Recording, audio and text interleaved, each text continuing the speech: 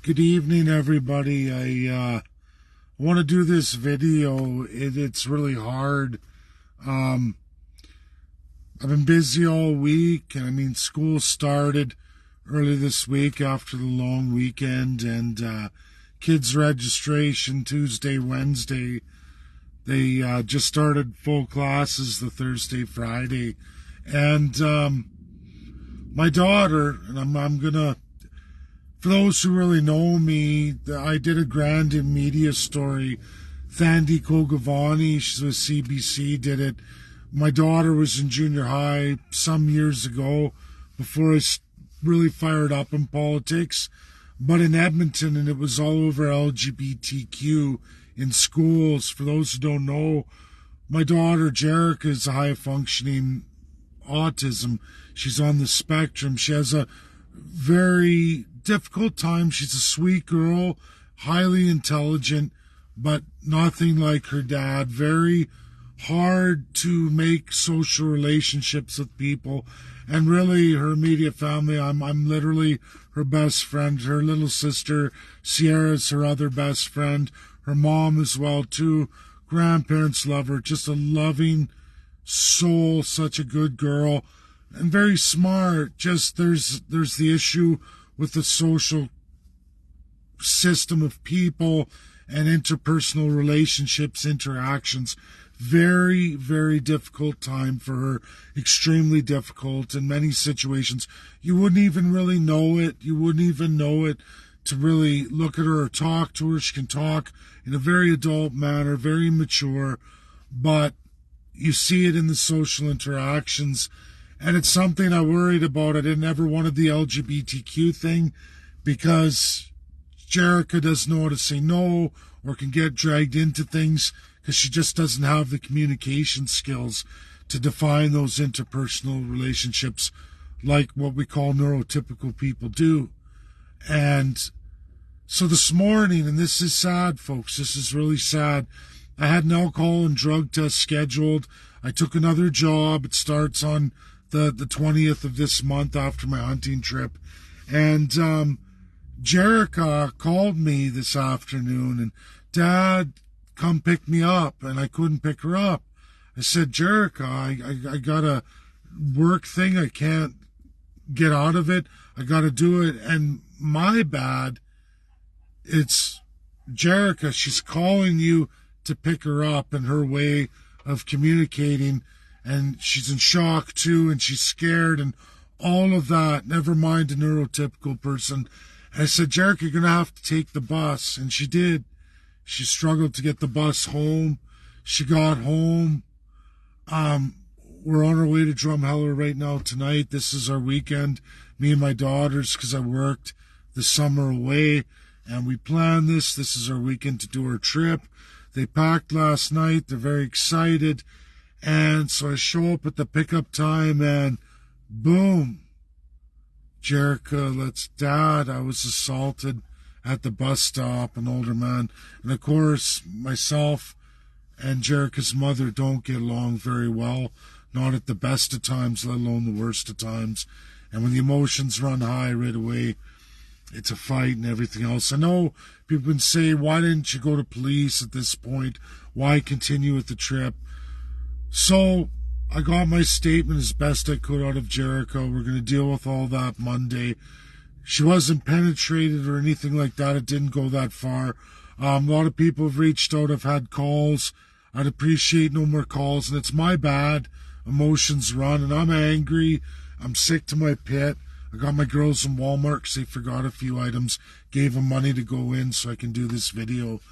But folks, my daughter has to get up extremely early. She's 17, doesn't have the social skills. I never wanted her going from Millwoods and the school she knows with the support in place she knows, going on multiple buses, LRTs to downtown Edmonton in really an adult situation when even at 17, most 17-year-olds, I don't think are fully equipped. It's all dependent, right?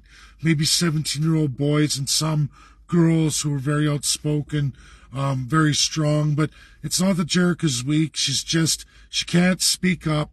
She couldn't do anything but tuck her arms in while this guy's assaulting her. And she was at the bus stop early in the morning. She has to get up extremely early to get to downtown. And she's at a high school attached to Nate. They have both the Catholic and the public schools that way now. Kids don't stay in either school system upwards of 19 years old if they need upgrading. They now have to go to a central high school. So no matter how far they are away from that, they've got to navigate their way there. And Jericho's waiting at the stop. A middle-aged East Indian man, Southeast Asian, short hair, dark complexion like some of the darker Filipinos or Southeast Middle Asians, short hair, Millwoods, came up to her, said, "Excuse me, can you help me with my messenger?" Next thing you know, he grabbed her, starts kissing her, grabbing her breast, touching her all over her body, forcing himself, and he's forcing kisses on her. She just tucked in. She couldn't cry out. She's not capable in that respect, folks. She just stood there shaking while he's assaulting her. And the only thing that stopped the assault, the not going any further, was the bus came. And, you know, what makes me really mad is, so this guy takes off. Bus driver says nothing. My daughter didn't say anything. She went on the bus, head down, straight forward, didn't say anything. Bus driver says nothing. Nobody says nothing. There was actually another guy who was walking up to catch that bus coming up. He saw the whole thing too. Didn't say a word. Didn't ask my daughter anything. She's 17. You put on the autism, which I don't like to do. It's just sick and horrible. You know, it's horrible how people are. We're going to fill out a report. I tagged my old city councilor, the West End, and then he ran for mayor, and he's in pretty good. He's been in for quite a while, and I tagged another one in the North End I know very well, too. There's another, but those two I know firsthand personally. And the thing is, folks, my daughter was there at the bus stop. Where that bus stop is, somebody living there can just look out a window, come down and prey on a child like that at such an early time in the morning. And this guy did. Maybe he lives there, maybe he doesn't. But this was, saw her there from some location, came in, did that, ran off when the bus came, and then there was another man there that had come up and had seen, and neither the bus driver or anybody said anything. My daughter was pretty much petrified all day, got on the bus shocked, has a real hard time with communications. Imagine she just spoke up when I showed up, picking them up, packed for a trip to Drumheller. And I mean, you know, she said, "Dad, this happened." I said, "Oh, sweetheart, you know, take your time. We have to do a police report," which is really hard for her too. It's hard for her to go into public like that. It's I got to be with her, and that's what we're going to do. We're going to give it the weekend. So I appreciate the phone calls and stuff, but my girls, I sent them into Walmart, like I said, because they forgot stuff. Gave them a couple $100. Said, "Go ahead, do your thing. Don't spend it all." But you know, it's hard for me.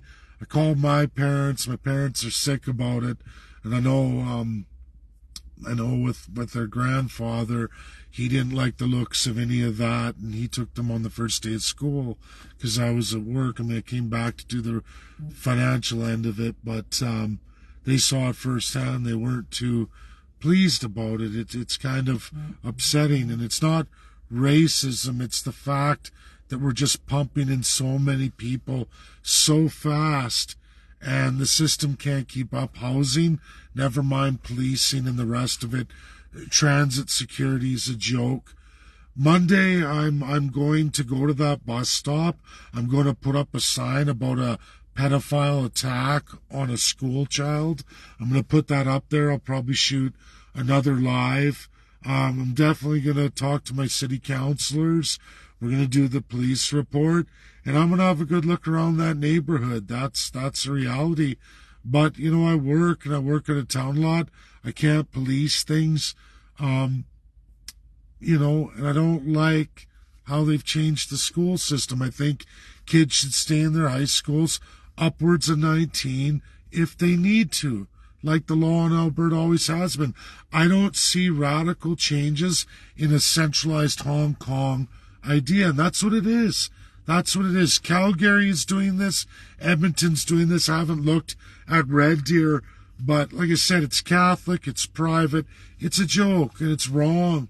And you put so many children at risk. I saw this coming. I'm not pointing fingers or ever. Me and my ex are exes for a reason.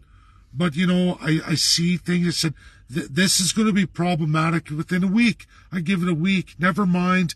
I would never think that it would get this excessive. But you see all the news stories. You know it's all true. I'm telling you it's true. Jerica is not one for fictions or drama. If anyone knows autistic children, they're not into any of that. They're very, very straight shooters. They're very organized, set in their ways on things. And, you know, for her to even bring this up is extremely hard for her. And, you know, I feel, again, so bad that when she called me, I didn't cancel as doing and go. And, you know, I have to be better. I have to be better, you know, for someone with autism to speak. It's, Dad, are you going to pick me up? You know, and really, she's scared and she needs me. Like, I should have warning bells. Why is your daughter calling you to pick you up? You know, something's wrong, right? And that's my bad. And I was quick to say, no, I can't, sweetheart. You know what I'm thinking? Oh, she's just sick of taking the bus, but it's the fear. It's the fear. And that's a very real fear. I bet you it's the exact same thing for school children in Calgary, all over Edmonton. And I hope children speak up to their parents and tell them. I'm going to do a video. I'm probably going to post a big sign right there, pedophile, sexually assaulted child, right here at this bus stop in the morning. Nobody said nothing. Nobody helped. At least 2 people should have intervened or said something. You know, you could say, oh, was it her dad? Come on. You know, you would have been able to see the expression on her face. You know what I mean? Someone tucked in like that and someone going at him like that. Like, it's a pathetic, sick world we're in, folks. And, you know, God help this person. I'm going to do a video there. I'm going to put a sign up. If my daughter sees you or I see you and a reaction on my daughter's face, God help you, because you don't know me and I will smash you into a million fucking pieces. Right there. And there's no one who can stop me. That's a reality. And we'll see what the city does. But if I got to deal with this and I got to fix this, I guess we'll see what happens. And I hate to say that. I'm going to enjoy the rest of my weekend, folks. And like I said, I'm sorry, everybody. I'm emotionally compromised. My daughters want this weekend. I want to give it to them. It's our time.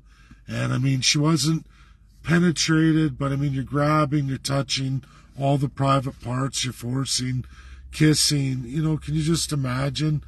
And, man, there's some sick people out there, disgusting, perverted, and, man, I catch this guy, man, and please don't. Look out, man. Look out. That'll be a news story. That's a fact. Anyways, that's my video, everybody. We're going to enjoy our weekend as best we can. I'm going to put on my game face. They really want this. They love Drumheller. She's feeling better now, but I know definitely I'm driving her to school there and back Monday. I haven't figured out the rest of it yet, but you spend money, you get all this, and it's like, I hate to say that I told you so.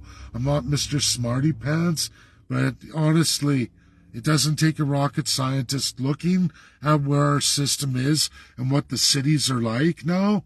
It doesn't take a rocket scientist in housing crisis, affordability crisis, mass immigration to figure out that this is going to all become rampant. Not just this kind of shit, a lot of shit.